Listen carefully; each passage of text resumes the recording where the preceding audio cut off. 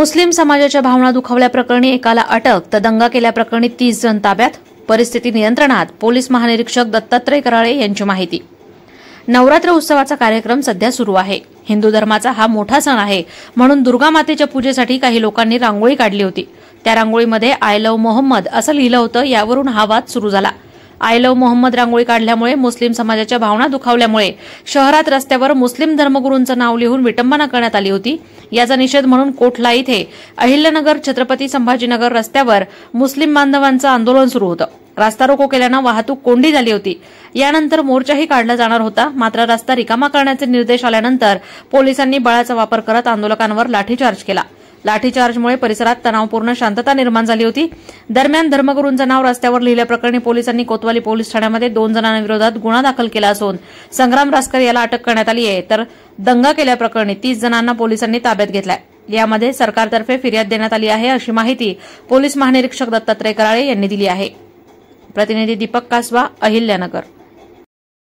ज्या घटनेमुळे थोडा तणाव निर्माण झाला होता त्या अनुषंगाने दुपारी त्याचा जो मुख्य आरोपी आहे त्या मुख्य आरोपीला अटक करण्यात आली आहे. त्याला 2 दिवसाची पोलीस कस्टडी सुद्धा मिळाली आहे आणि त्याच्या मागचं काय आहे त्याचा आम्ही तपासात शोध घेत आहोत.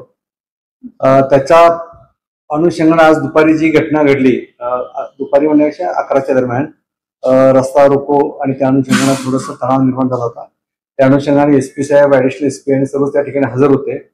त्यामध्ये साधारणपणे 30 पेक्षा जास्त दंगेखोरांना ताब्यात घेतलं, अटक करण्यात आली आहे. त्याचं पण आता छाननी आणि बाकी सर्व व्हेरीफाय करायचा आमचा तपास सुरू आहे.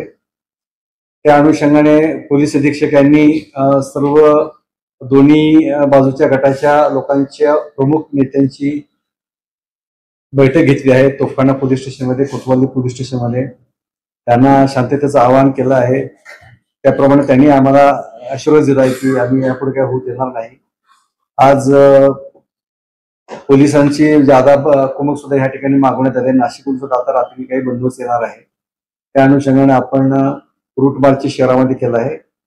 सर्वसामान्य सकाळची ते घटनाचा वेळ सोडता बाकी तुमच्या सर्वांच्या सहकार्याने, नागरिकांच्या सहकार्याने कुठलीही घटना घडली नाही. त्यामुळे मी अहिल्यानगर च्या नागरिकांचं आणि आपल्या माध्यमांचं सुद्धा मी आभार मानतो. परंतु त्याचबरोबर आम्ही आता जी काय तयारी करणं आवश्यक आहे पोलीस म्हणून ते आम्ही पूर्ण तयारी केली आहे. मी पण इथे 4 वाजल्यापासून आलो आहे आणि आम्ही आमची पूर्ण तयारी केली आहे. माझं आपल्या माध्यमातून सर्वांना आव्हान आहे की कृपया ज्या काय दुर्दैवी घटना घडल्या त्या अनुषंगाने कायदेशीर कारवाई होत राहील, करत आहोत. आम्ही महत्वाचे आरोपी पण अटक केले आहेत. तर आपण शांतता राखावी, अफवा पसरवू नयेत, आम्हाला सहकार्य करावं. कायदा कायद्याच्या जागेवर कारवाई करेल. रांगोळी काढण्याचा मोटिव्ह काय होता तपासात आम्ही विचारू, तपासात माहिती घेऊ. पण काही इनपुट नव्हते का तुम्हाला या संदर्भात? ओबीसीची सभा म्हणा किंवा हे सगळे गोष्टी घडणार आहे त्याची इनपुट काय नव्हते का असं होऊ शकतं? एकंदरीत सर्वच वातावरण पाहता लक्ष ठेवणं आवश्यक आहे सगळ्याच ठिकाणी. त्या दृष्टीने आमचं लक्ष होतं, परंतु दुर्दैवाने ही घटना घडली हे सत्य आहे.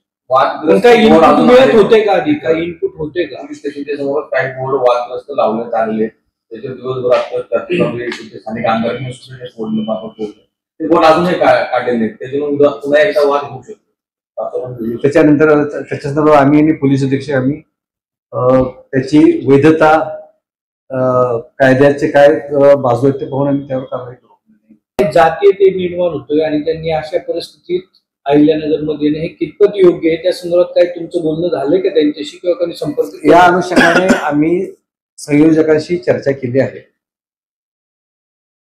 घोडेपीर दर्गा असेल 1 महिन्यापूर्वी, त्यानंतर आजचा प्रश्न असेल, मध्यंतरी 2 मोर्चे सुद्धा निघाले होते. तर एकंदरीत पाहिलं तर घोडेपीर दर्गा सुद्धा पाहिली तेव्हा सुद्धा तणाव निर्माण झाला. कुठेतरी कोकणी विभाग आपला कमी पडतोय इंटेलिजन्स